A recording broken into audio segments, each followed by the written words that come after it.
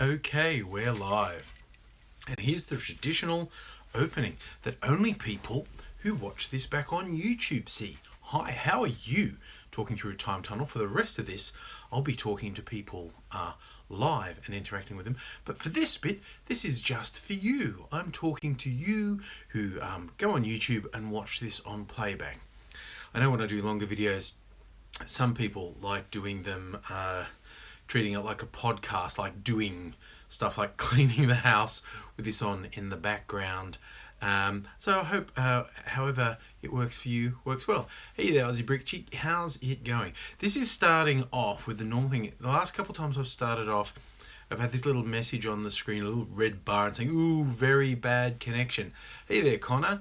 And then that's just gone away and everything has been fine. So I'm not going to read too much into it this time. I'm going to assume did you miss it? Connor, I've literally just gone live. You're one of the first people on the feed, so you haven't missed anything. That's a nice drink.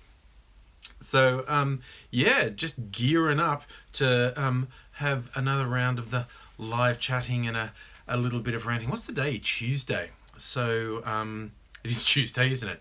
It's like, brain no work so good. Forget days. Janoria, how's it going with you? Aussie Brickchick, okay, you saw, I assume you saw the links I put on Twitter or Facebook.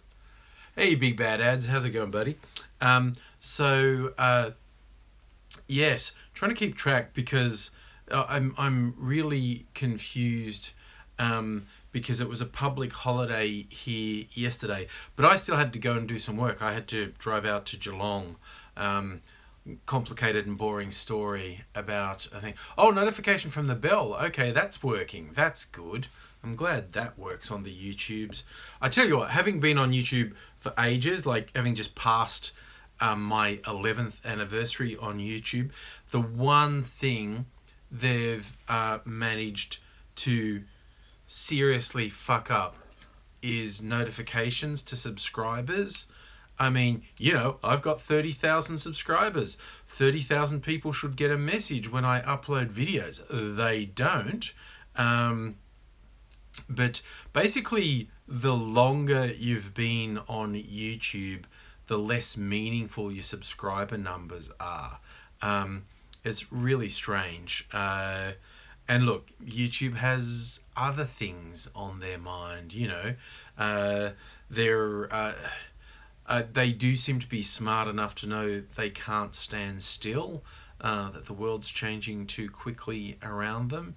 But as a creator, part of a creator community, it can be very easy to just feel completely ignored, or sometimes like the system's working against you. It's really frustrating. I always try and be objective and see the bigger picture and think about how things go.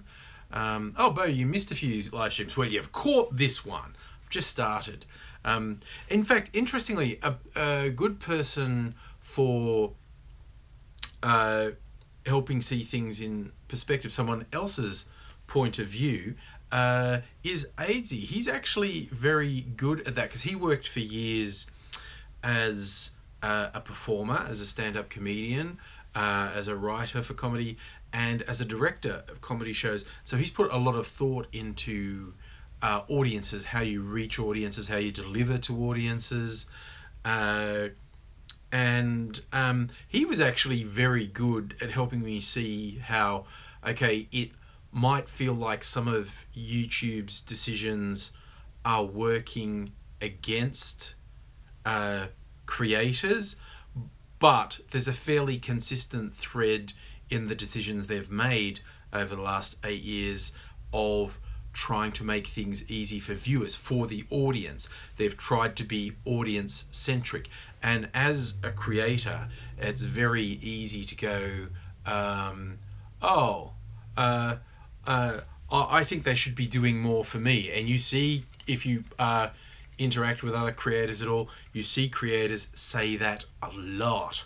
Like, YouTube should be doing more for me. And I feel that too, but I can understand why they don't as well. Because also, no matter what YouTube do, they're not going to make everyone happy. So it's like I often say to people when they are full of big ideas and big talk about what YouTube should be doing for them and whatnot, I go, well, tell you what, when you're running your own multi-billion-dollar company, you'll get to make those kinds of decisions. But, you know, at the moment, because it's someone else's multi-billion-dollar company, I think I can excuse them for not giving a shit about you, honestly. Not giving a shit about me. What am I drinking? Ads. This is like just a lemon fizzy drink. But there is a bit of caramel vodka in it. I was making new concoctions. I got some flavoured rock candy I like over the weekend to make concoctions with. And I was... I melted them in thing. I had a chili rock candy that I dissolved into tequila, because tequila doesn't have enough kick. It needs chili in it as well. And then there was a peppermint caramel rock candy, and I dissolved that into some vodka. Heist. So in each of the live streams. Good. Okay. Oh, excellent, Heist. Well, I'm glad that you're sticking around for this one. It is good to see. So I was pouring the stuff that I'd mixed into my skull decanters, and the tequila fit perfectly into one skull, but there was a bit left over in the vodka, and it was just like sitting there wanting to be drunken, so it's in my drink tonight. So I wasn't going to drink any booze tonight, but it was just a little bit. I thought, oh, have one drink, why not? What could that hurt, really?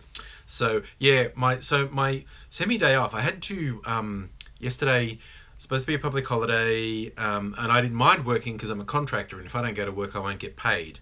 So the fact I went to work, I'll get paid for yesterday. So I had to drive out to Geelong. That's about an hour and a half, between an hour and a half to drive out to Geelong, and I had to sit in the call centre and then drive back.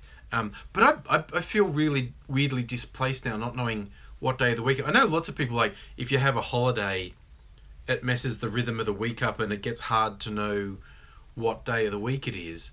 But I kind of didn't have the holiday, but it still felt like it was a holiday because I wasn't at my normal office. And so today I had to remind myself a couple of times what day of the week it was. It's only Tuesday. And I'm losing track of what day of the week it is. That's more than a little bit of a worry. But hey, my drink's a little bit fizzy. That is also possibly the pasta I had for dinner coming back a bit. That's okay. What about those fidget spinners? I don't have a fidget spinner, but there's a stress ball here. It's from a doctor's office. Get it? It's an apple. So it's like a stress apple a day keeps the doctor away. But I am a bit of a fidgeter. The fidget spinners don't really appeal to me much. Heist, I actually didn't get rid of the Lego. I've got 2 great big boxes of Lego looking for a home.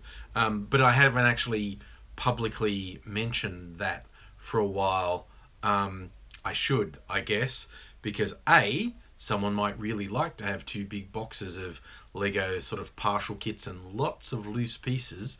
And B, I'd like to not have the boxes cluttering up because they're reasonably big boxes. Peter, what have you missed? Really just me warming up. I've been here on less than 10 minutes.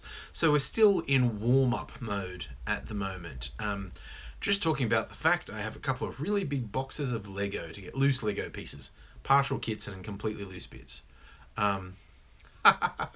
Big Bad Ads think Aussie Brick Chick is in Queensland and it would be super expensive to ship this up to Queensland. I'm thinking someone local who could just pick it up, someone in Melbourne. Yeah. So when I say big boxes, they're like this big. I mean, they're not full, but there's 2 boxes this big that have a lot of Lego in them. Mrs. Angry's son was really into Lego growing up. Every birthday, every Christmas, he'd get Lego. And now he's like mid-teens. Apparently he's not that interested in them anymore. So when we were moving, said, do you want to keep it in Lego? And the answer was basically no. Someone did pick up a bunch of kits. She got the ones that were mostly complete kits still in their boxes. Yeah, Bo. Well, yeah. I haven't thought about the Lego for a little while. Just came up in conversation then. Yes, I might, if I remember, mention it again on Twitter and or Facebook to see if there's anyone local wants to pick up a couple of big boxes of Lego. I'm even being good and not stealing the minifigs out of it, because I really like the minifigs. Like a lot of the complete or more or less complete sets I did give away before I moved, there were some Star Wars ones, and I was really tempted to steal the Star Wars minifigs, get little stormtroopers and other little Star Wars figures, but I didn't. I was good. I said, no, you can have the whole kit, including the minifigs, even though I wanted little minifigs on my work desk. But I was good and didn't do that. So I think there was a Doctor Who kit in one of them, which is possibly not Lego, is possibly bootleg. I remember seeing bits that was obviously a TARDIS, but I don't know if there's like a little Doctor Who minifig. Hi Tendai, how are you? Yes, I'm trying to be good and just give them away rather than hoard stuff. Because one thing I really discovered after moving house, after not having moved for 10 years, I've fucking built up an enormous amount of crap. Like just a crazy amount. I kind of knew I had a lot, but oh man, I had a lot. And some stuff I just decided to keep. Like I've still got all my vinyl records, which I bought when vinyl was the only way to get music. This is like pre-CDs even. So my vinyl from the 80s mostly. And it's like 4 milk crates full of vinyl. 3 are albums and 1's 12-inch singles. And I kept that because I'm just keeping that. Another one I kept was a big pile. My DVDs and Blu-rays, which is a stupid amount, hundreds of them. Best piece of wax in my vinyl collection. That's okay. That's going to be a little subjective, obviously. Could talk about like what's my favorite, as in my favorite band, I guess, or if I got something that's particularly rare. I actually probably, without realizing it, I probably do have some rare stuff that's probably worth more than I realize. Wow, what's my best? I mean, because it's a couple hundred pieces, and it's just stuff I liked. And I mean, I'll be honest that some of it, in retrospect, I don't even like it all. I bought it on spec, and I don't really like it. What would be my favorite? What's my best? What's my favorite in my record collection? I'm thinking of all my favorite acts. It might actually be one of the 12-inch singles rather than an album even. There's a couple of good remixes in there. I was big into 12-inch remix singles in the 80s. Slow and Crystal, I will definitely say fuck you to Theresa May. And didn't she fuck herself something terrible? I find it really funny, people who don't understand the scale of her fuck up. Like, a lot of people who either, some people in politics can't be objective about anything, can't be rational about anything, and they'll go after anything that they think proves their point and make a big deal out of it. I've seen right-wingers just putting the raw numbers of the number of Tory seats won and the number of Labour seats won and go, fucking eat it, you communists. And I was like, okay, the Conservatives will form a government. They will form a minority government, and that circumstance won't change unless there's another election. But the Conservatives fucked up. They went backwards. They went from having a majority to not having a majority. Labor under Jeremy Corbyn went from everyone who's very wise saying, oh, no, they're going to get wiped out in an election, to making really significant gains. Just in psychological terms, it's all upside for Corbyn and all downside for May and the Conservatives. Yes, a much worse result would have been if they lost outright, but that would have been a rout of historical proportions. Like the Tories would have had to have lost at least another 20 seats. Again, not impossible, but it would have been a rout of historical proportions. And Corbyn did better than any Labour leader's done for more than a decade, for way more than a decade, I think. So he has every right to be happy and feel like he's in the ascendant, even though he didn't win. The Conservatives will form a government, and the only thing that will change that is another election. But it's like all upside for Labour and all downside for the Tories. The Tories can really only go, oh my God, at least it wasn't quite the worst possible outcome. But for instance, if, like I said, for Labour to actually govern in their own right, the Tories would have had to have lost about another 20 seats, which would have all had to go to Labour, and even that might not have been enough. But so, it would have been big. But if the Tories had lost 10 more seats and those had all gone to Labour, the Tories would be in terrible fucking trouble, because that would be enough for Labour to credibly push to be a minority government, get the support of some other parties. It's not quite like that, but yeah. Catherine, you make an interesting point about leadership challenges. There's probably been a bit too much of that, particularly in Australia. And Corbyn's certainly put up with a bunch of shit. Yeah, Alexander, you're right. The cost of the election is astronomical. It was a very cynical move by Theresa May. She had actually promised to not do that, to not do a snap election, but the polls and her advisors convinced her, do it now. This is the best possible time. You won't get a better time. Increase your majority, really fucking knock Labor on the ropes, and then you can argue you've got the mandate to do whatever you want. And it fucked up something severe. And yeah, the waste of money on top of everything else. And now England's really destabilised. England's supposed to be going into Brexit discussions now, and they're in such a weak position now. And the governing folks at the EU have every reason to want to make this really fucking hard for England. Basically, to make people say, no, you don't leave the EU because that hurts you really badly. They've got every reason to hurt England really badly in this negotiation. And Theresa May, with her fuck up, as she's got nothing remotely approaching a strong bargaining position going in,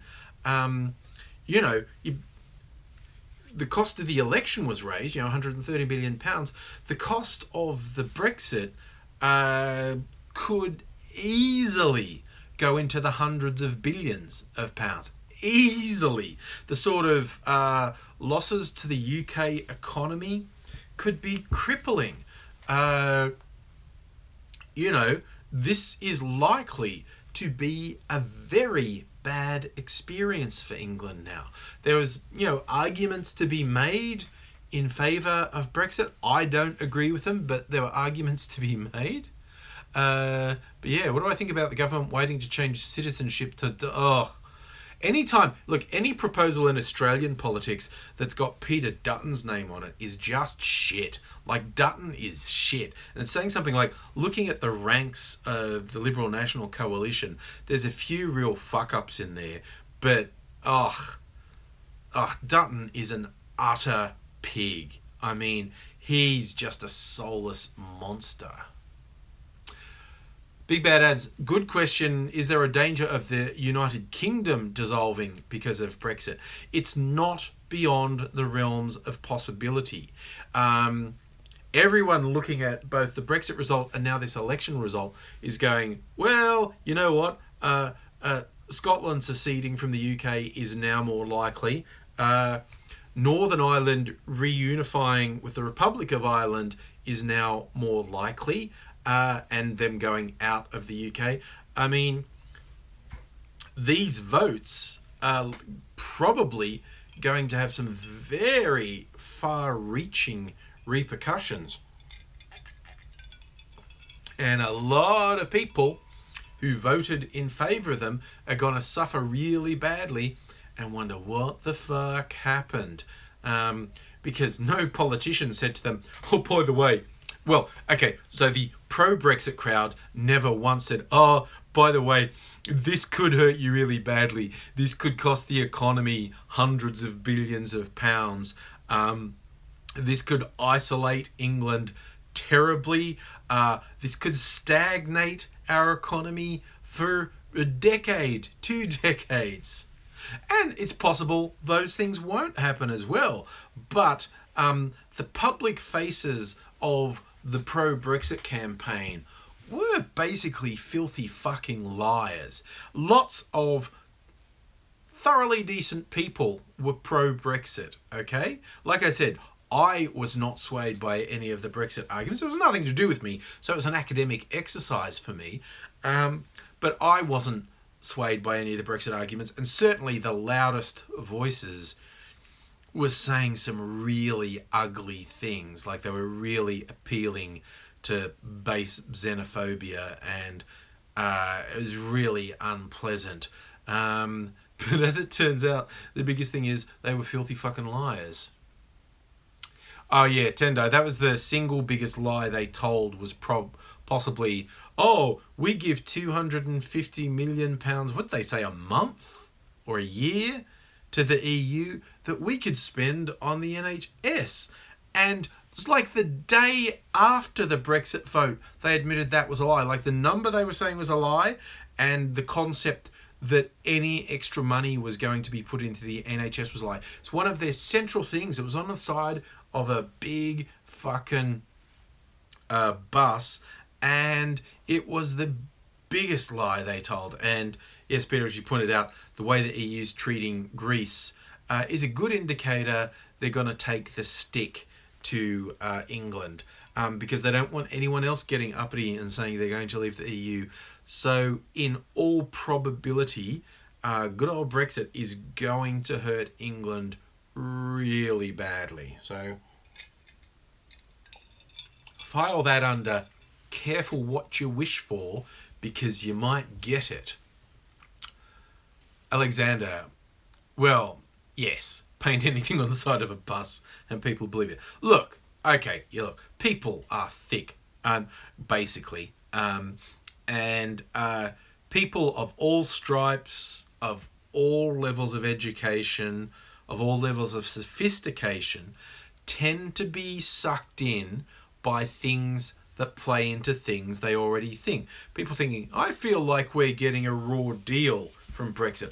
I think we're sending them lots of money. I think I'm missing out because of that. And someone says, yes, do you know we're sending the EU £250 million a month, a year, whatever they said, that could go into the NHS. Go, I knew it.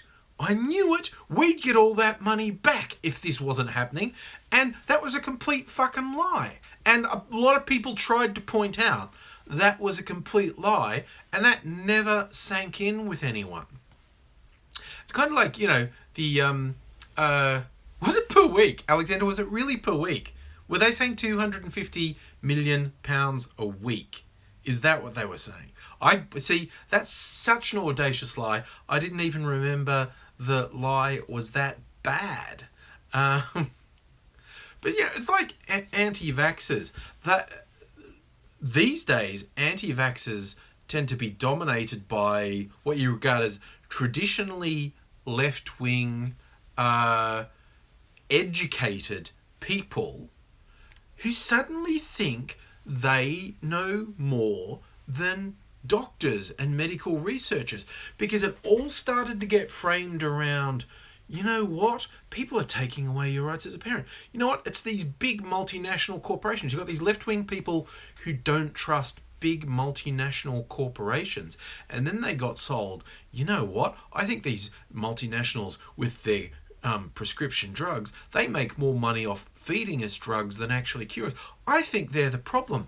So you got these people who regard themselves as smart. They get fed stuff and go, you know, a smart person would see this. They could see beyond the propaganda of these multinationals, and they'd see this for themselves, and they could make this decision for themselves. And so people who regard themselves as left-wing and educated end up making decisions that are dumb as shit. Namely, vaccinations are bad. We don't need them. You know, when you can categorically, absolutely show that, well, diseases that used to kill thousands of people, particularly children, every year are almost completely eradicated now. And those deaths don't happen. But people just live in this little bubble and go, no, I've formed this idea, and my worldview and how I see myself in the world means this. And no matter how much you show them they're wrong, they just dig their heels in. And it's like, okay. So there's no one group, there's no one political persuasion, there's no one level of education that is uniquely prone to believing stupid things. Because basically people just believe stupid things.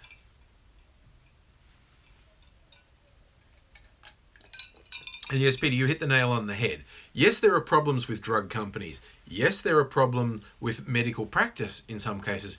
And so someone starts with that one little bit of truth and say, well, I think these companies are more interested in profit than in actually helping us. And look, here are these examples where medical researchers definitely did bad things. Therefore, I'm going to extrapolate right out and say this whole regime of vaccination, which saves thousands and thousands and thousands of lives, I'm going to declare that that's bad, even though it's obviously categorically good. It's like you start with one or two little bits, like I'm smart enough to know these medical doctors don't know everything. I'm smart enough to know big multinational companies are more interested in profit than in helping me. And then I'm going to extrapolate out into vaccinations are bad, which, you know, is just stupid. It's like, oh yeah, smart, stupid. And people are just really prone to it. It's like the people, you know, who reject climate science, like basically that it's unavoidable that humans are causing dangerous levels of climate change that are going to have a catastrophic effect, and even just financially, economically, on pure economic grounds, doing something radical now will be much cheaper than desperately trying to cope with the damage in 50 or 100 years. But people just go, no, that sounds like hippie bullshit, and you just don't want me to, you know, rape the earth, and I do want to do that, and so I'm not going to listen, despite, you know, the overwhelming scientific evidence of what's happening. And it's just like, no, that doesn't fit my worldview, so I'm going to reject it. I don't care that all the people presenting actual evidence that absolutely refutes my worldview, I don't care that they're qualified to talk about it, and I'm not, but I'm just going to reject them. And this is a human problem. You know, how did the Nazis convince themselves murdering millions of Jews was a good idea. It's obviously not. Any vaguely decent human, actually setting up murder factories to kill millions of people, this is a bad thing. Okay? This is the mark of a bad person. Nothing good can come of this. And yet they did it. They just convinced themselves. They had all the evidence that led them to believe, no, actually exterminating the Jews is a good thing to do. And it's, what? How did you do that? So I'm just switching something on. There we go. Switching something on over here. So, Joe, I don't think it's some people who grab an ideology and run with it. I think it's all people. I think everyone does it to some degree. And there's that old saying about the trouble with the world is wise people are full of doubt and idiots are full of certainty. And there's a certain thing where, was it the Dunning-Kruger effect? People who are really grossly unqualified to make a judgment on a given topic are so out of their depth they don't understand how wrong they are. A less polite way to put that is stupid people are too stupid to know how stupid they are. Peter, I think you're right. That quote is generally attributed to Bertrand Russell. But like a lot of these quotes, I think there's some conjecture over who actually said it. And it's evolved in... Speaking of Nazi shitheads. Oh yeah, that was a fun one to talk about. There's a new Wolfenstein game coming out, and it's set in an alternate history where... the Nazis won World War II and they've occupied America and you're a resistance fighter. So the whole thing is killing Nazis. So the internet Nazis are upset about this game killing Nazis. That's white genocide. It's like, yeah, I'm still really confounded that you guys haven't wrapped your head around the Nazis are the bad guys. I know, Bjorn, it's kind of like the Mafia 3 game. It's like when found out there was a thing where you could kill Klansmen. You could attack a Klan rally and kill everyone there. And the fucking alt-right, Trump-supporting neo-Nazis got upset that you're making the Klan the bad guys and you could kill the Klan. And... it was like, don't you realize you're the bad guys? So, oh yeah, Connor, that's right. The original Wolfenstein, you ultimately got to kill Hitler, although he was some huge cyborgy version of Hitler, if I remember rightly. Kind of like Inglourious Bastards. Didn't that have a surprise ending? Because they set most of it up in the historical reality of World War II to a certain degree. And spoiler alert, they kill Hitler. I've got no qualms. If someone just goes, oh, but I've never seen that. The movie's really old, okay? It's not my fault if you haven't seen it. But that was the big twist in...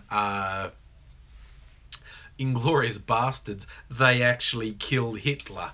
The Jewish soldiers get their revenge and they kill Hitler. That was a big surprise. That was a good twist to put in a movie. And yes, and kill the Nazis on the moon. What's that, Iron Sky? Iron Sky 2 is meant to come out eventually, isn't it? The teaser had Hitler riding a Tyrannosaurus Rex. Oh, Tendai, some DLC for Wolfenstein where you get to punch Richard Spencer. They have to do that. Like, particularly with the amount of controversy they're doing now, they need some DLC where one of the American Nazi supporters is a very obvious analogue of Richard Spencer. And they should have a thing where he's either being interviewed or making a speech where you get extra points for running up and punching him in the face. I mean, while it would be good to, very therapeutic to shoot him as well, I think for maximum points on the quest, you'd actually run up and punch him. That would be awesome. That's a game in the making right now. So remember, kids, punch Nazis. Don't punch people who aren't Nazis. Just because you disagree with them, just because they're conservative, even if they're racist, that isn't by definition being a Nazi. That is being a bad person. That's being an unpleasant person. But Richard Spencer is a Hitler-worshipping, Hitler Zieg-Heil salute-throwing preacher of genocide. He is a neo-Nazi, and he needs to be shut the fuck down.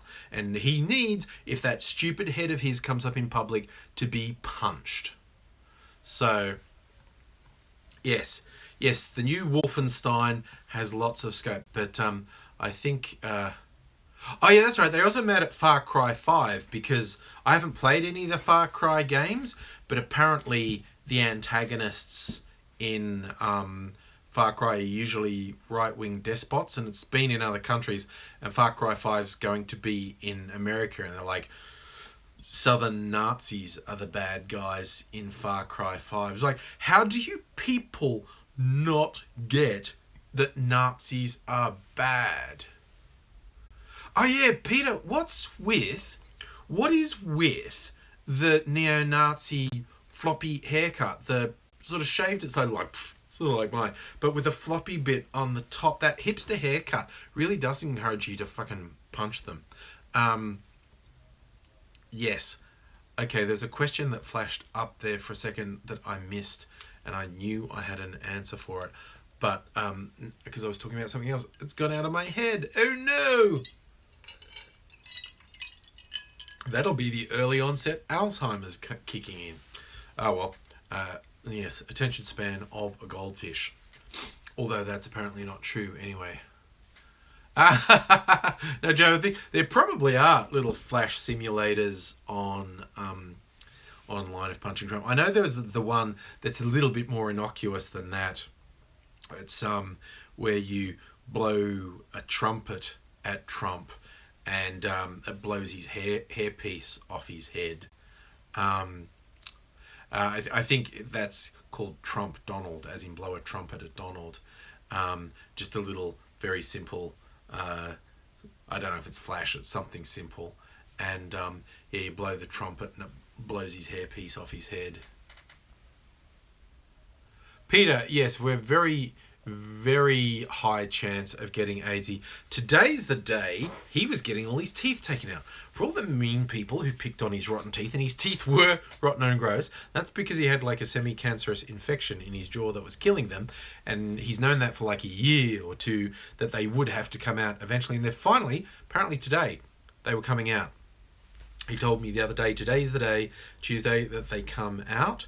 So as soon as he's recovered, like if he hasn't suffered any damage, like his jaw could end up being broken, but if there's no serious complications, he should be up and about in a couple of days.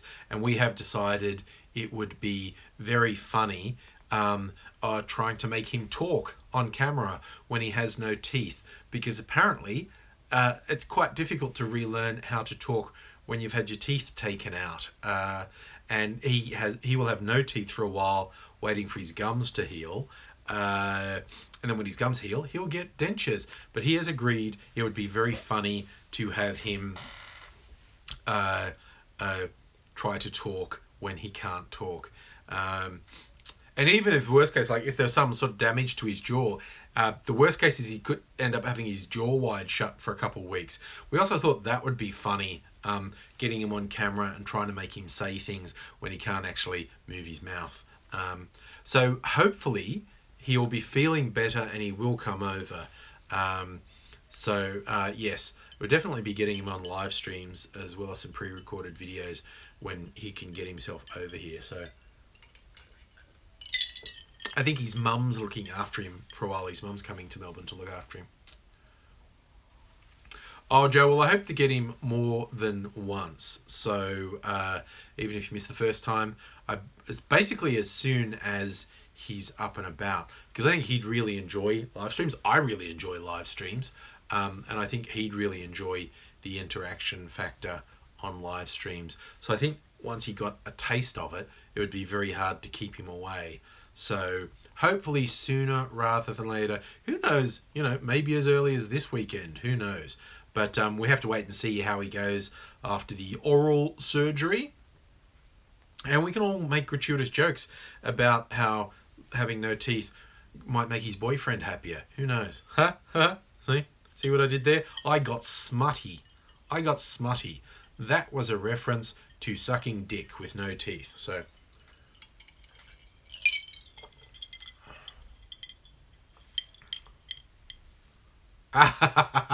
okay, Joe, I'll let him know you won't give him any shit. I will give him heaps of shit. So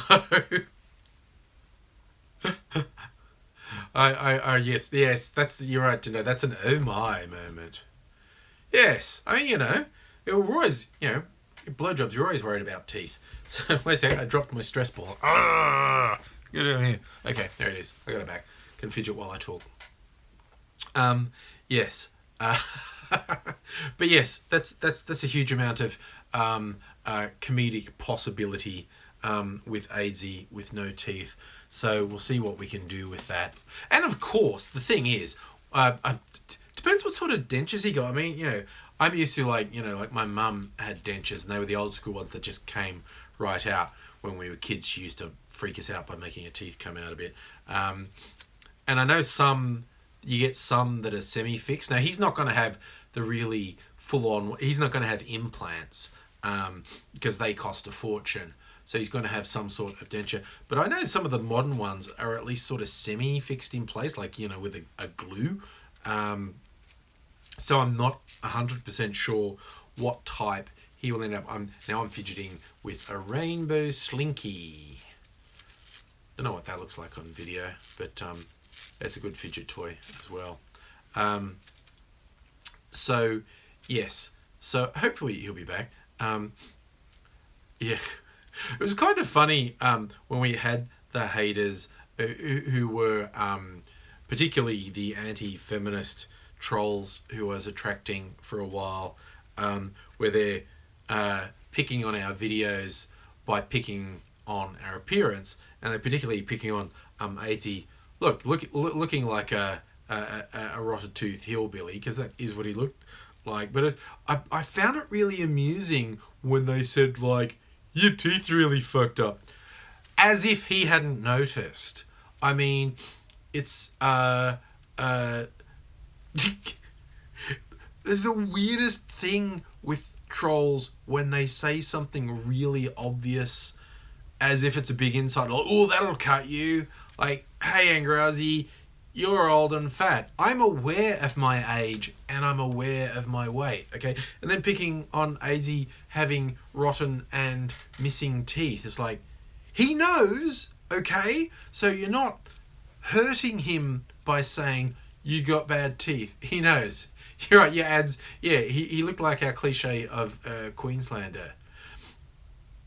So it's one of the more pathetic things with trolls when they say things that are self-evident, like, oh, I got you there, didn't I? Like, and of course, then their other pathetic thing is when they say things that just aren't true, and it's like, why would it bother me that you just described me in a false manner?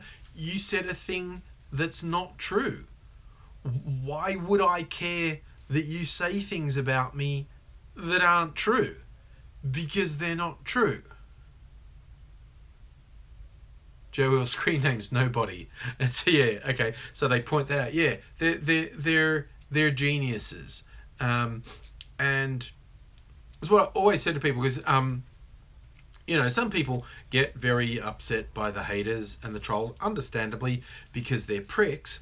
And I always try to say to people, look, when someone, and I'm talking about the online world here, when someone trolls you, when someone hates on you, when someone picks on you, all they're really saying is they're threatened by you.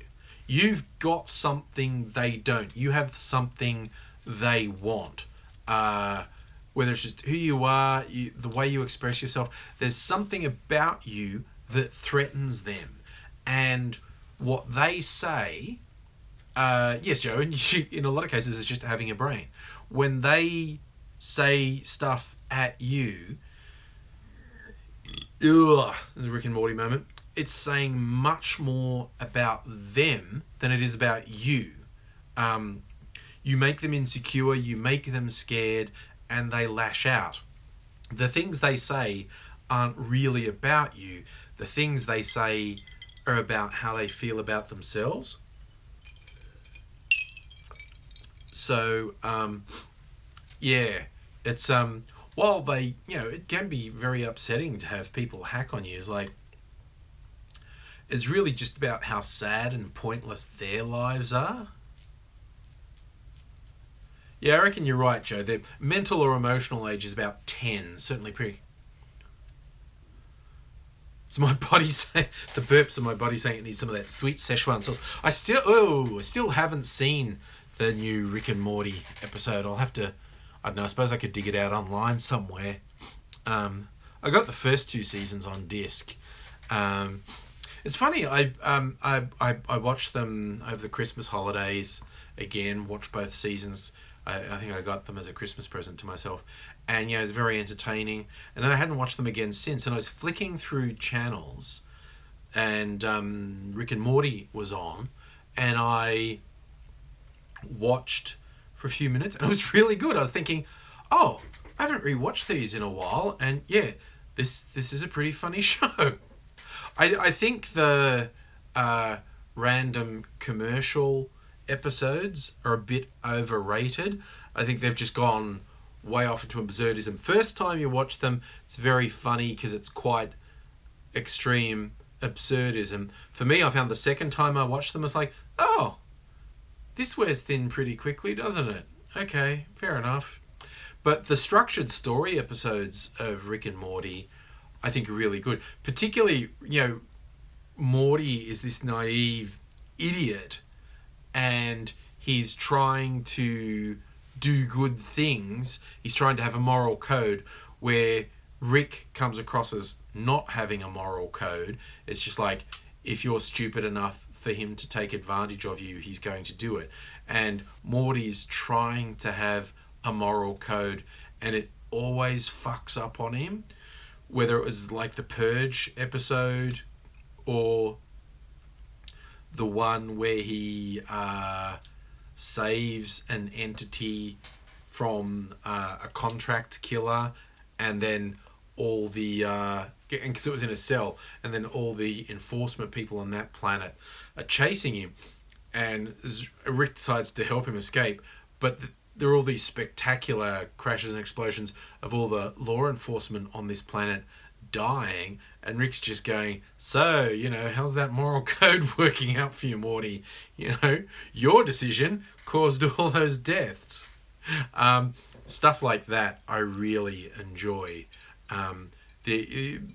Rick's just trying to say to Morty, there's no closed systems. Like, you can't just make a good moral choice and everything that happens from there will be good, because the world is random and chaotic, and you choose an action and stuff can spiral out of control really quickly.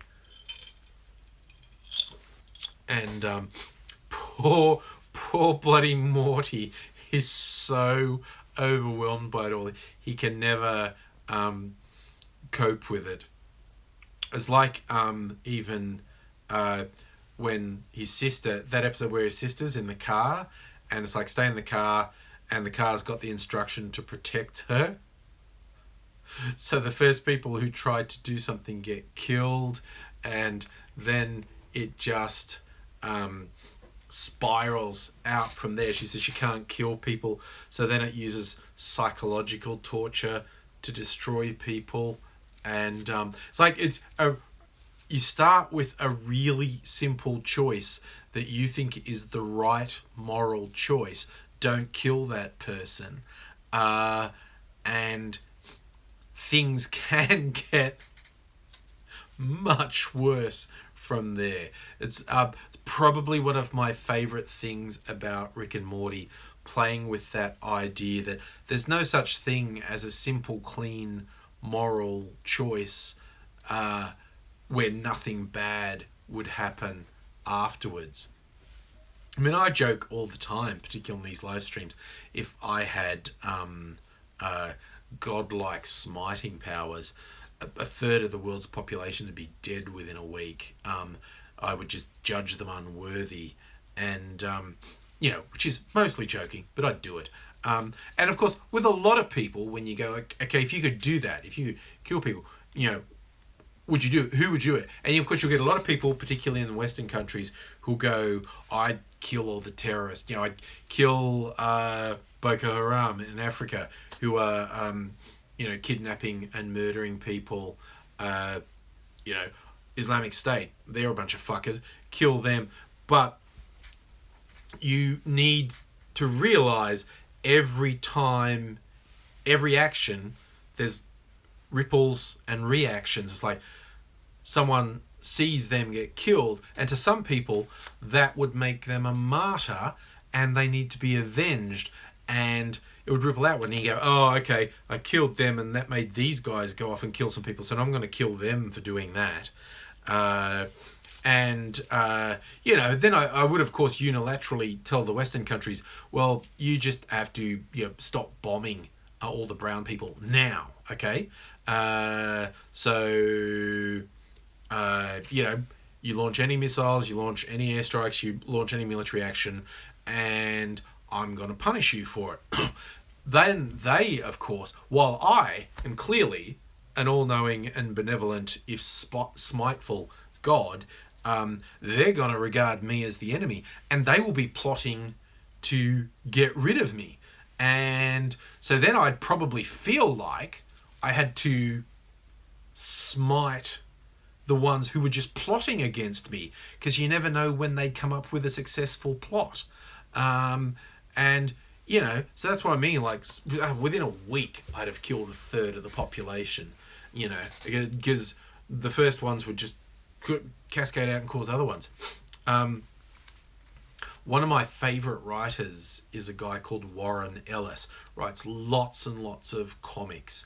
He writes some mainstream ones, like, X-Men and DC stuff, but his he writes a lot of like indie comics as well. He's got a really famous one called Transmetropolitan. There's another one called Global Frequency, and he plays with the genre a lot. He's a really good writer, and he really messes with ideas. There was one I read, and it starts off. It's like a superhero thing. There's this superhero group, and they started in the 60s or 70s, and it's like some super smart, super rich guy worked out a way to actually mess with genetics and give people these superpowers. And he's been running this superhero squad, keeping the world stable for decades. And at the point where the story where you pick up the story, things are starting to go wrong. Like one of his super beings is being killed, and then another one is, and someone's obviously got it out for him, and he works out that it's basically all the world governments have spent decades plotting against him because they don't like that he has this much power. And it's really well done. And then it even works out that because you're kind of on his side, but then he works out where he basically admits once he manipulated the world to the extent where there was basically world peace, he engineered things to make himself fabulously wealthy. Like he controlled economies and whatnot, so he's fabulously wealthy. And there were still disasters, there were still occasional wars, there were still occasional terrorist acts, but it wasn't that those got past him, and it wasn't even that he allowed them. He orchestrated them, because he looked at the patterns in politics and he said, if I make this happen here, and this city gets wiped out by this attack, it'll cause all these other things, and it'll stabilize over here, and it's for the greater good. And so suddenly you think, like, oh my God, he is actually a monster. And then there is he is successfully gotten rid of, basically. And the last page of the comic is just all these news things filtering, like after he's gone and his superhero league's gone, where all the world governments that he kept in line, suddenly wars break out everywhere and economies crash. And it's like, Joe Will, a lot of what Warren Ellis writes is just like an alternate version of our current reality. And so it was really interesting. It's like, it started off like, oh, you know, here's this superhero squad who've been protecting the world and someone's trying to kill them off. What's the mystery? How do we stop them?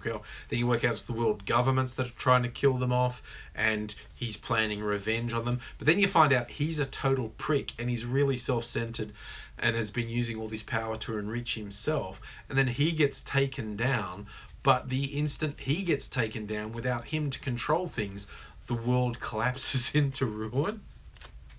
It's like, wow. It's like Warren Ellis, he doesn't keep things simple. He likes to show it's a very weird and complex system we have. He has another interesting one where it's about magic, and there are these it's like a league of magicians. They have various positions of power in England, and one of them is actually in the SAS, and because he likes killing people, I think. And so he's actually using his powers off in places like Afghanistan and Iraq.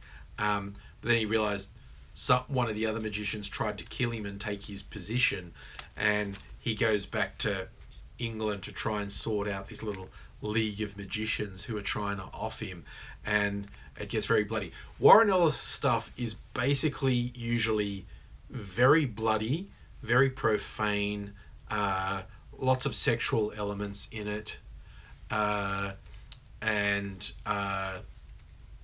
yeah, very weird. Bury is one of the magicians look like Alan Moore. I don't think so. I think Warren Ellis is friends with Alan Moore.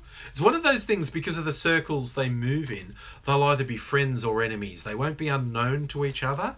So I think Warren Ellis and Alan Moore would either be quite good friends or deadly enemies. And if they're deadly enemies, I think Warren Ellis would have put a character like Alan Moore in there and then killed him horribly. That's what you can do when you're a writer. You can get revenge on people you don't like because you put them in stories and have bad things happen to them. That goes away. Artists generally. There are stories about Michelangelo painting the Sistine Chapel ceiling. There are little bits in there that are political statements, like he painted a priest he didn't like burning in hell, stuff like that. When you're an artist, when you're a creator, you can get those little petty revenges on people who piss you off. Because you can never do anything real, because artists never have power. Artists are never in control. So you just get to make them out. Aussie Brick Chick, off to bed. Good night. Oh, Viola, you've seen my vinyl. Oh, you're asking the question about what's my best vinyls. They're actually just behind me. Hey, why don't I go through a box and I'll pull out the ones I like. Here, let's do this. This is the 12-inch singles. Oh, okay. Oh my God, those are heavy. Viola, you should come around for a live stream seeing we're virtually neighbours. Hey, who remembers Fergal Sharkey? He had some sort of pop hits in the 90s. But he had a couple of bands before he was a solo artist doing pop songs. And one of them was this one, The Assembly. This is a really good track, Never Never. And that also has a guy who ended up going from The Assembly to the sort of gay pop group Erasure. So think, oh my God. Okay, this is just, some of my record collection is so bizarre. I bought stupid novelty records. People of a certain age will remember Ostentatious Australiana. I got the 12-inch single of Ostentatious Australiana. But not just that, he released more than one novelty record. The Phantom Shuffle. I've got the Phantom Shuffle too. No, I don't have any Gary Newman. I have some David Bowie. See, there's lots. I like most of my records. This is a good one. An English pop band from the 80s called The Age of Chance. This is a cover version of Prince's Kiss. I really like that. Ugh. These are actually packed in fairly tightly. It's hard to remember what's in here. This is one I've got a few of. Fetus.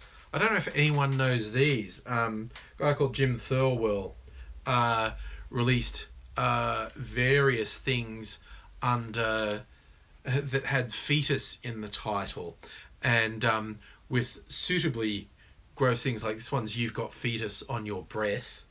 The Fetus All Nude Review. If you think You've Got Fetus on Your Breath is a bad band title, that's only the second worst one. His worst release, just in terms of how gross the name is, was under the name Scraping Fetus Off the Wheel. So, yes. No, I don't have Sig Sputnik anyway. Have I heard a record player get feedback from speakers? You would have to have... I don't know if it'd be a very sensitive needle or a very dodgy needle and badly placed speakers to get feedback. Because all feedback is, for those who often wonder why you get it with microphones sometimes, if you talk into a microphone, there's a delay from when you say something to when it comes out a speaker. Even if it's only a microsecond, there is a delay. It's how fast the electrical impulse can carry. And if you've got things angled wrongly or the wrong volume on the speakers, the microphone then picks up what comes out of the speaker and it goes back into the microphone and goes back out the speaker and starts to cycle like that. It feeds back. That's why we call it feedback. And it really quickly just turns into a scream. And so the same thing for a needle, you'd have to have the speakers really close to the needle and be playing the, like the vibrations would have to go up through the needle. Yeah. But that's oh, while I'm in the F's, here's a classic. Frankie Goes to Hollywood, Two Tribes. I loved that song back in the 80s. I bought that when I was at school. 12-inch single, recommended retail price $5.99. I bought that when I was at school. I love that one. Okay, and just in case anyone thought Ostentatious was going to be the most gimmicky novelty record I have, oh no. No, actually not even all that close. For people who are fans of the old Australian rules football team, there was one player who had attained a bit of notoriety in the 80s, Mark Jacko Jackson.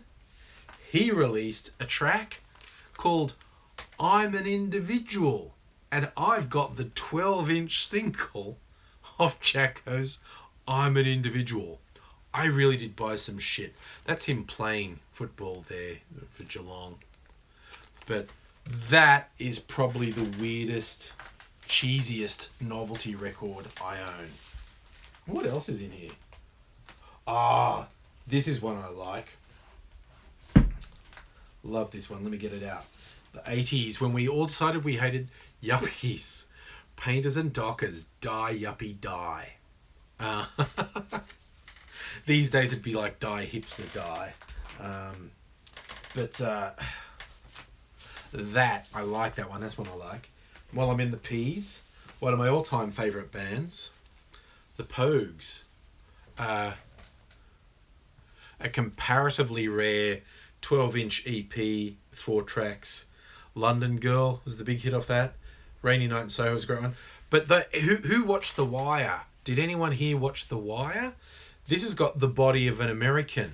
That's the song that those cops always play at funerals. Because there's something about Boston and cops from those parts of America where the heritage is very Irish. They think they're Irish, and when the cop dies, they get an Irish funeral. And in The Wire, whenever a cop dies, they play the Pogues singing Body of an American. Ooh, okay. This was one of my favourite acts from the 80s. Shriekback. I don't know if anyone knows them. They weren't completely obscure, but they weren't huge. They're an 80s band. I've got a couple of their albums and a couple 12-inch singles. Very dancey. I really like them. What was else there? I've got the Smiths, back before Morrissey was a total tool. Ask, that's a very good pop song of theirs. So, that's another good one. I'm going to put these back in there. Shriekback goes back in there. Anything else good in here? Oh my god, this guy does really good pop songs. Pete Wiley. And he also had a band called The Mighty Wah. If you want to see wicked awesome 80s hair, look up on YouTube a song called Come Back by The Mighty Wah there. Oh, viola. I have a record player. That has inputs to record digitally. And I just haven't done it. I've been meaning for some time to put my vinyl onto digital so I can listen to it more easily. But it's just like so many hours work. So, yes, I got that. You know, I wish there wasn't such harsh trouble with copyright. Because I'd love to basically like do live DJ sets on a live stream. Play my favourite music. Oh, here's another one I was really into. Who remembers the Beaten Generation? I've got a couple of records by the. That's one of them. Okay. This is probably one of my favourites for just being rare and obscure. I'll just put the back. Ugh. This plain white vinyl. This is Serious Mum.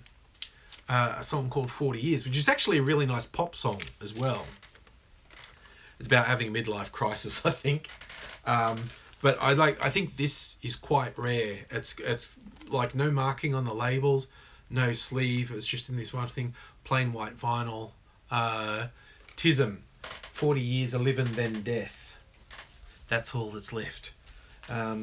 So yeah, I've got a real mix of stuff in the 12-inch. Look, I'll get one of the album ones. There could be some good stuff in one of the album ones. What's this one? These are all in somewhat alphabetical order because I was that obsessive, so I could find things. I'd stack them alphabetically. Let's move that. Move that. What do we got here? Not sure. Some of these might be out of order. Oh, these are really out of order. I must have been playing some of them. This is supposed to start at R, but there's some out of order. Oh, like this. This was a great album. New Order's album, Low Life. Oh my god, this is a good album. Just great 80s synth pop without being cheesy. It's really good. I got this one. The same featuring Clint Rudin from Scraping Fetus Off the Wheel. This outfit, Wise Blood, while the name's not as gross, the album is darker and more gruesome than the Fetus stuff. The Fetus stuff is sort of upbeat and dancey by comparison. I do like the Wise Blood album. It's really, really dark though. But here I've got a couple albums by The Reals. They're from my hometown of Dubbo. This is a fun album. Neighbours by the Reels. This is all cover versions of Australian songs they like. It's got Working Class Man, the Jimmy Barnes song. Are You Old Enough, the Dragon song. Forever Now, the Cold Chisel song. I Started a Joke. I Walk Away, which is Split End song. My Aim's to Please You. Eagle Rock, the Old Daddy Cool song. Original Sin, an INXS song. Pleasure and Pain, the famous Divinal song. Shout and Deliver, which is actually a Real song. Real Thing, Russell Morris one. Living in a Child's Dream. And then it finishes with the Skippy the Bush Kangaroo theme. That is... I've got two... This is cover versions as well. This one's called Beautiful by the Reels. This is mostly sort of classic love songs. Like the most famous one on here is their cover of This Guy's in Love with You, which is really good. Very soppy, but yes. What else is in here? Really is. Here's a classy one. The Revolting Cocks, Beers, Steers and Queers. The shared house I used to be in, this is what we'd put in the record player when we had to clean the house.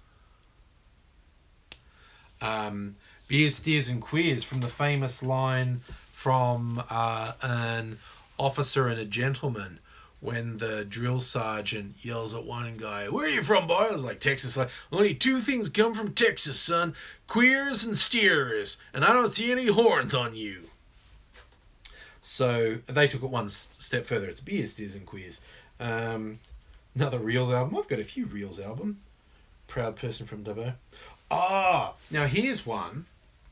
Severed Heads. These were electronic dance outfit from Australia. 80s mainly. I think they might have started in the 70s. Way ahead of their time, particularly for Australia. And besides the music side of it, there's like one guy would also, they do all this video stuff, particularly live. They did really trippy computer generated music videos, but also if you ever saw them live, they do all this video manipulation on screens around the stage. It was a real experience to see them live. I saw them one New Year's Eve when I may or may not have been under the influence of certain chemicals, and they were really good.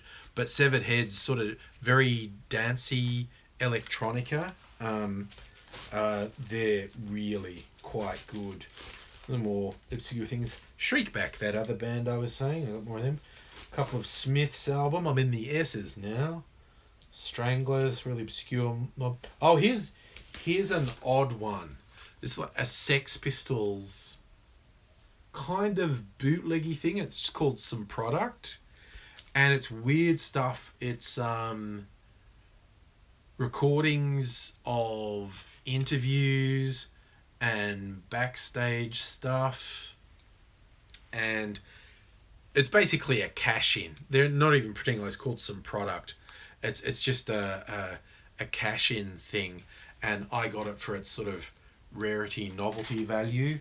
It's not a great thing. I do, but speaking of Sex Pistols and great, I do have Nevermind the Bollocks. Okay, got to have that in your record collection. That's an actual good record.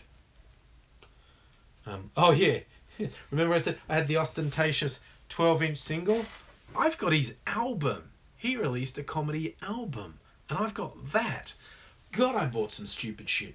Most of my records are good, but some of them are honestly quite stupid. Look, I've got the original Twin Peaks soundtrack. Now that it's back and trendy, I got the original Twin Peaks soundtrack. And oh yeah, more this one's the album. This is a good album, The Soul Mining. It's got two really good songs on it. This Is the Day and Uncertain Smile. I like that, Viola. Your dad's got some original pressings you want, and he said you get them over my dead body, and you're thinking of arranging that. Oh look, and I've also mentioned Tism before. I've also got their album, Great Trucking Songs of the Renaissance. So, yes. You get some of the same acts pop up repeatedly in my musical collection, which is hardly surprised. And there's a lot of really obscure stuff. Like, I'm going to be real wanker. Like, no one's going to have heard of the Tall Shirts. Great sneaks, it's the Tall Shirts. I used to go and see them all the time when I lived in Sydney. They had a residency at a pub. It was not that far from where I went, and they were always lots of fun. I used to go see them because some really obscure stuff. Like these guys, the Ups and Downs. They were such a good pop band, and they should have been more famous. They never really broke through. Really good sort of 60s influenced jangly guitar pop. There was a bit of that around in the 80s. What else have we got? Anything interesting? More Ups and Downs. They even have, some internet and international stuff like U2 or the Violent Femmes. The Waterboys. I really was into the Waterboys. Their biggest song was called The Whole of the Moon. I got a couple of their albums. I quite like the Waterboys. I was really into them. They're probably a bit wanky, quite honestly, but I liked them. Oh, and here's the thing. These guys were kind of big in Australia. Well, the weddings, parties, anything. They were very influenced by traditional sort of Irish, English folky music. And I really enjoyed them. They were a thing for a while, but they were never like huge. But I think sort of everyone knew them for a while. But yes, I think look, one more box of vinyl there. Do I really want to? Do we really want me reliving my memories like that? Mike Hunt. No, I have not seen the Red Pill movie. I don't really feel that compelled to waste my time watching. I know the basic stuff, I've read interviews with the people who are in it. I know the basic stuff they talk about. It isn't something I'd waste my time with. Viola's having buffering issues. Is anyone else having buffering issues? Yeah. So they are happening occasionally. That's the interesting thing because I'm shooting this on my iPhone, which shoots in really good quality. And obviously it's not going to be full quality on the live stream, but YouTube buffers it all and then has it up on my channel fully rendered. So the version that goes up on my channel is really good quality, but it doesn't have the chat.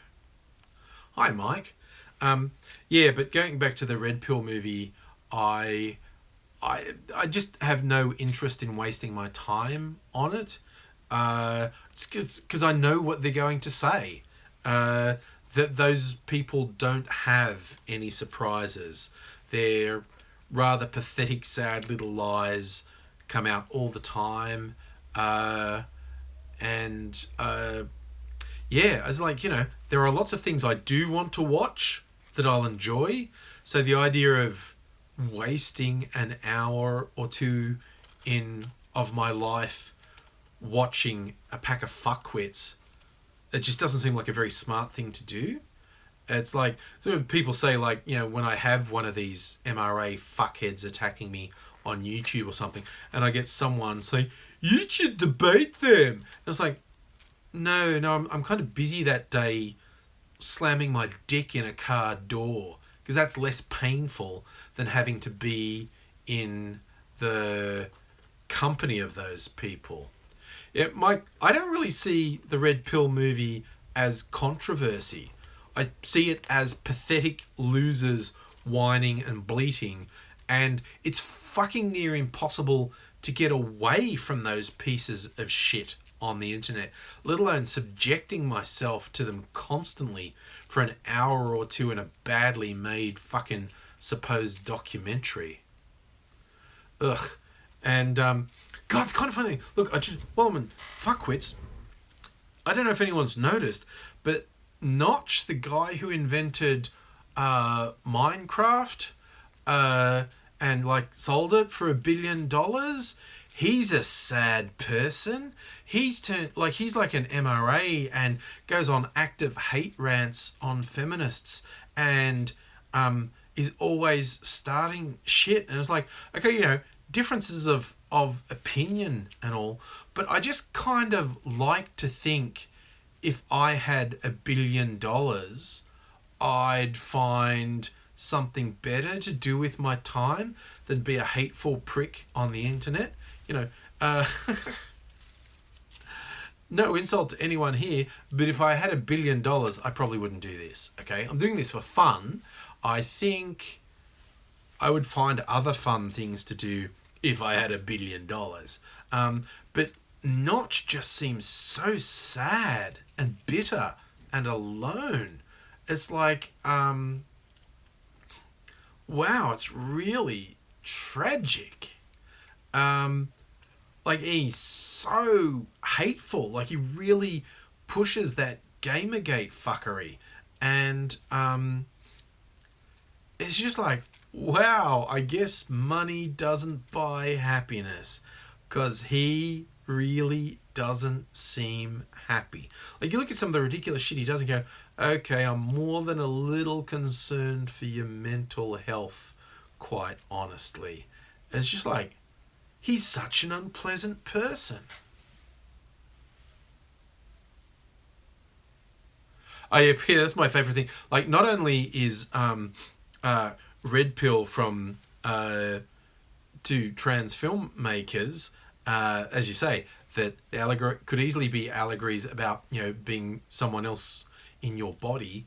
It could be an allegory for being trans. But the other thing they like to say, snowflake, which they're taking from Fight Club, which is satire written by a gay dude who was making fun of insecure men and how easy it is to lead them into fascism. So in both cases, they're using phrasing invented by people who they always say they hate, because they got nothing of their own, I guess. So, I mean, I could be really mean and really pick on this crowd of people, because it sort of goes descending order of patheticness with that whole crowd, and you start to get down into the MGTOW crowd, men going their own way, who are just the saddest, most bitter, pathetic losers. And then you get the people on Reddit who hang out on incel subreddits that's being involuntary celibate. Like, they're not getting any, but they want to get anyway. And they go, and they're heterosexual, and they go on these subreddits just spewing hate against women. And you just want to say, sit them down and say, hi boys, all right, I don't know everything that's stopping you from having any successful intimate couplings, but I can see some things right off the bat.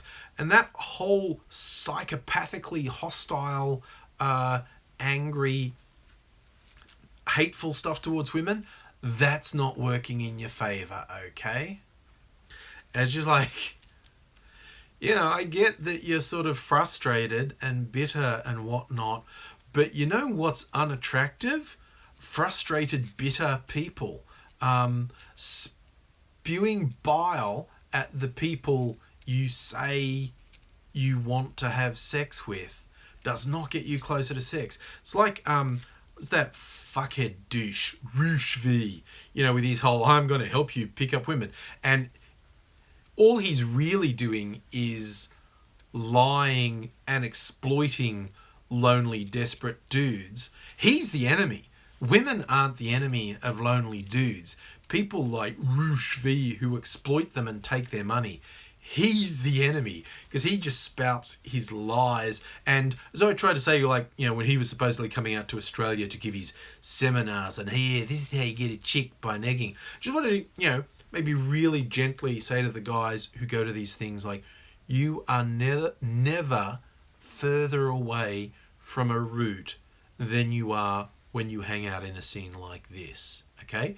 Hanging out with these people, listening to them, getting these ideas in your head, that moves you further away, way further away from successful interrelations of a sexual nature, okay? It doesn't get you closer, it gets you further away. What was that saying about who put up an interview with Anita Sarkeesian? I don't watch a lot of her stuff because I disagree with her on a bunch of topics. But some of her video trope stuff was really good and is really good at provoking thought and discussion if you're at all rational. Like I said, I don't watch a huge amount of her stuff because I watched enough to know that I disagree with her on a bunch of stuff. But I still found a lot of the stuff very interesting deconstruction of tropes in popular entertainment. And yeah, it's very interesting, like at least starting point for a conversation, a lot of the stuff. I think she goes down the wrong track with some stuff. Particularly, she seems to have a problem with sex workers. It just comes across as not understanding. And she seems, at least, and this was a while ago these particular videos were done, there's a feeling that watching it, I feel like you haven't actually met a sex worker and you certainly didn't consult anyone. Some people got mad at Last Week Tonight for putting a small bit of... Oh, yes. Sorry, I do remember that. But yeah, those people are shits. Peter, I don't know that she's a swerve, but when she was talking about Grand Theft Auto, the stuff she was saying about the representation of sex workers in the game was clumsy at best, but really did come across like, I don't think you've actually talked to sex workers about this topic, which you maybe should. Mike Hunt, you're saying MGTOWs live in their basement. That Roosh V I was talking about literally lived in his mum's basement, like, because one of the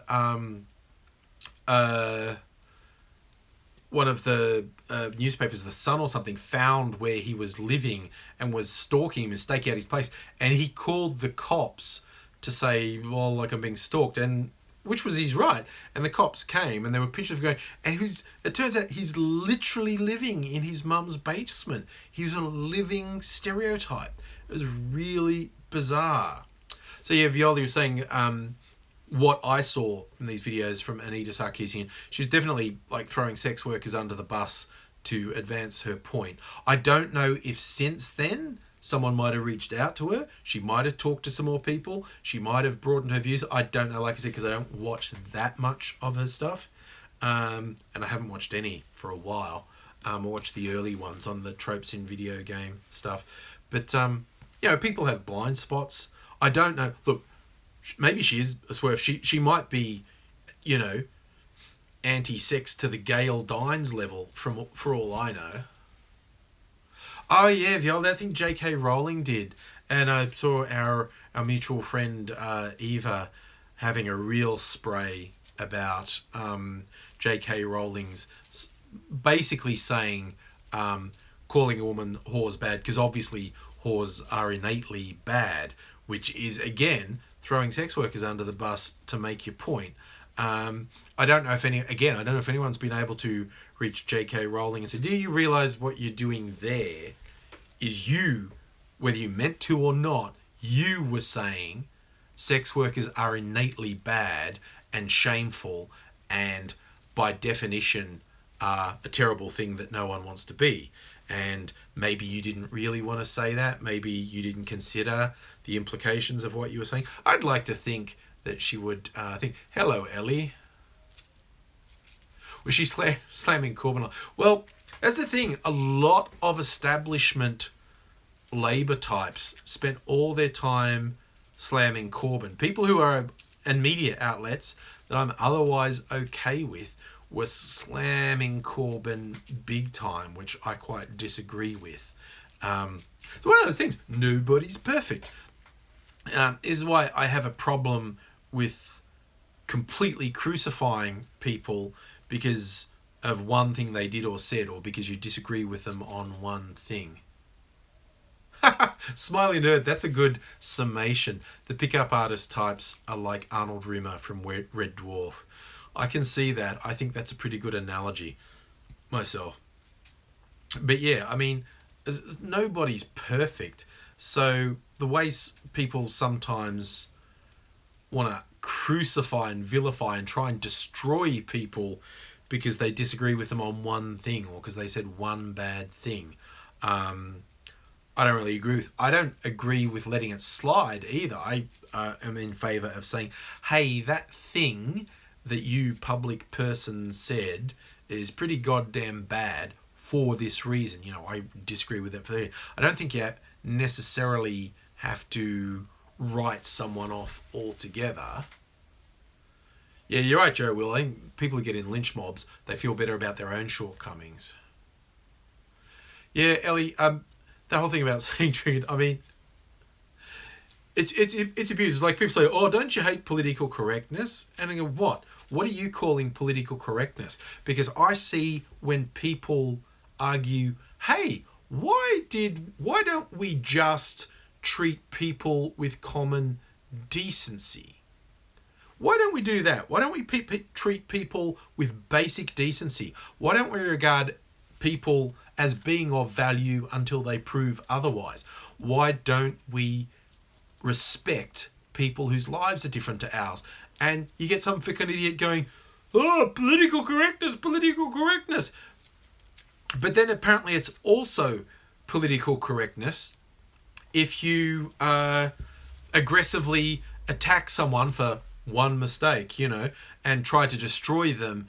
And no one can ever make a joke now because of political correctness. You know, an absurdly broad range of behaviour gets called political correctness, and that's why I never rushed to join that background.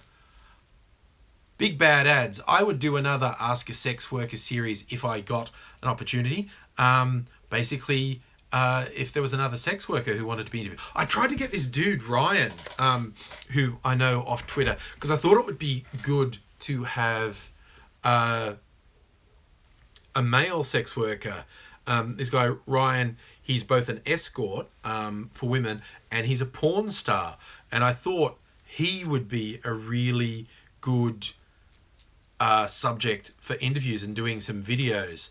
And I tried to get him last time I was in Melbourne, didn't work out. Might still be able to, because of course other topics when I've talked about sex and relationships, whether the people were sex workers or not, they've all been women, and which you know, sexy women sell.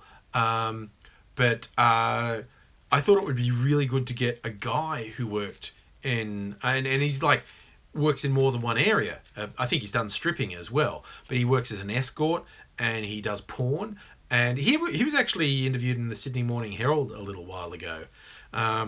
So yeah, if he comes to Melbourne again, I am going to try and get him to sit down and have a chat, because he seems like a really nice guy and he seems like an interesting guy, and I just think he'd have some really interesting perspectives. So that's something I'll try and do. So and I mean, I also have some online friends who are dominatrixes as well. Dominatrices? I wonder what the plural is. And they would be very interesting. One who's at least sometimes in Melbourne, and one who's an Aussie who actually lives in London. And I got to catch up with her when I was in London last year, and just have dinner and chat, and she's like super fun. She's got this huge strap-on dildo collection, because her specialty as a dominatrix is pegging, as they call it, which is butt fucking dudes. This is dudes who don't identify as gay. They want a woman to wear a strap on and do, and She had quite the collection, let me tell you. So that they ranged from the little one that she called the cherry popper, that's for first timers, through to, what did she call the biggest one? It was Godzilla or something. So it was like Coxzilla, and it was like my arm size. And apparently she actually uses that on dudes. And I was like, okay, yeah, you know, there's something for everyone and to each their own. And I was like, oh my God. Okay, that's something special though. That's a speciality. It's kind of, you know, if I was upset with something, like if I was watching a sporting thing, Australia versus England, and if England won, I'd send her a message to go like, "I'll go and bloody flog a pom for me tomorrow, just in revenge for what happened just there. Punish them." And she'd say, "Yes, I will." Okay, and they'll pay me for it. Yeah, I am a big believer in whatever floats your boat. Consensual activity that doesn't hurt someone else. Hey, do it. You know, if that's your thing. And you know, whereas by some tokens, by some people's measurements, I'm really vanilla because I'm purely hetero. But you know, there's a lot of different women in my life, and they're different tastes, and I like to think I'm fairly adaptable. And yeah, you know, while to some people, like I said, some people I'm vanilla because I'm purely hetero, but I've had adventures. Let me tell you. Why am I talking about my sex life? That is a really, really no. We don't really want to go there. So, it's like, you know, the recent thing on YouTube where, you know, demonetizing videos that's not advertiser friendly content. So some very big YouTube channels had videos demonetized because they had advertiser friendly content, and people said to me, "Are you affected by that?" And I was like, I just always assumed everything I did was not advertiser friendly, and I didn't let it bother me. But there was an interesting question there. They were talking about sex lives. Would I date a trans woman with a penis? That is a really interesting question, because the really simple answer is I don't know. And I understand it's a different spectrum. I'm not into dicks, so my initial thought would be no, I wouldn't. But I mean, I've seen it. There was an interesting doco on SBS about it, and it was focusing on ladyboys in Thailand and Europeans who went there to be with them, in some cases permanently. And see, this is the thing. Like, I have no qualms at all. A trans woman's a woman, a trans man's a man, and that doesn't necessarily mean they're gay. Yeah, Peter, I agree. You can be a heterosexual guy and be attracted to trans women, because when I saw these guys on the show and they were uniquely attracted to trans women, and I was like, but you're not gay, okay? That's what you're telling me? You're not gay. And then I thought about it for a while and was just watching the interviews and I go, wait, I actually have no problem with the understanding that trans women are women.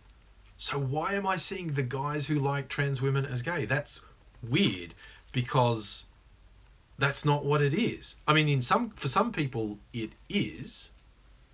But yeah, I think it's an interesting question because it's complicated, and I honestly don't know the answer to the question. Like I said, I freely admit my first impulse would be, well, I'm not into dicks, so probably no. But then I know some trans women who are really nice, really attractive, and like I really enjoy their company as friends. And so it's going, I don't know, if I was single, I literally don't know. So, life's interesting and complex and strange, and I don't know all the answers to it. I don't even know all the answers to my own life.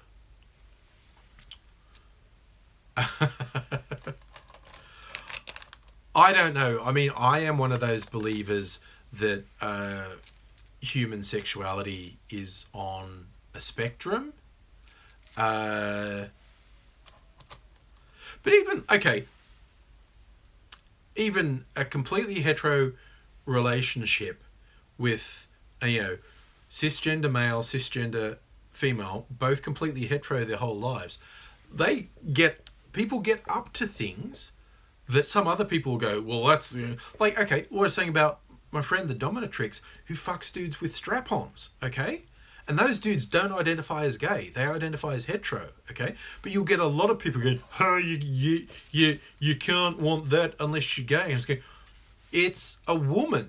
How is it gay to have sexual activity with a woman? But, and maybe it isn't for at least some guys. Maybe it's an exploratory thing. Maybe if they like it, maybe they will explore things with guys. Who knows? But the whole thing, I really do believe not just human, animal sexuality is a spectrum. That's my favourite thing with really homophobic transphobic people who go, well, it's not natural. You don't see that in the animal world. Yes, you do. You see it all the time in the animal world. You see same-sex relationships, same-sex sexual activity in the animal kingdom.